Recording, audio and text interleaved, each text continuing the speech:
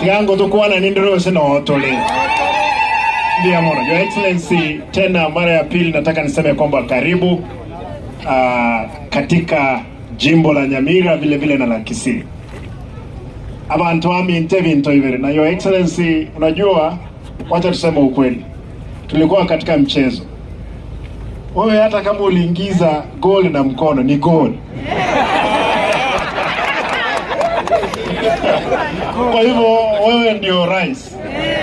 I'm sure Your Excellency, hata kama tungeshinda wewe ungekuwa wa kwanza katika maandamano. Kuonyesha kwamba mambo iko sawa. Lakini kwa sasa we'll give you the support as a people of Gusii land so that you can deliver for us. Again, we can only have one president at a go. Kwa hivyo, Your Excellency, usijali, tukifanya maandamano usipige sisi sana.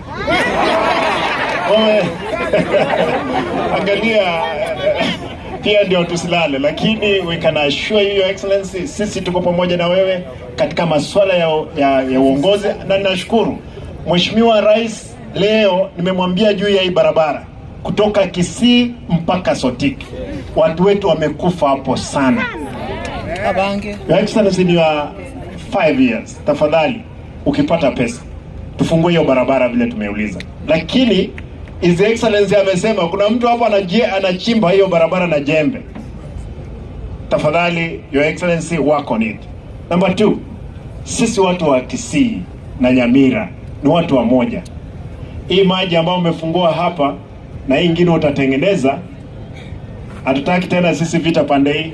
Ndugu yangu wa Kericho ananiuliza, Simba, mtaanza vita lini ndio tena tupate pesa nyingine kutoka World Bank huko? Hatuna vita yoyote.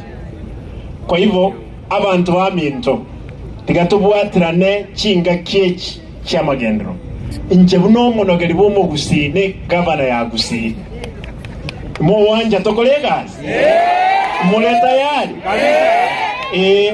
and Your Excellency, we want to thank you for the positions you have given us, kuanzia waziri, Solicitor General, na wale wote umesaidia sisi, na wale ambao utapata pia nafasi pia wao.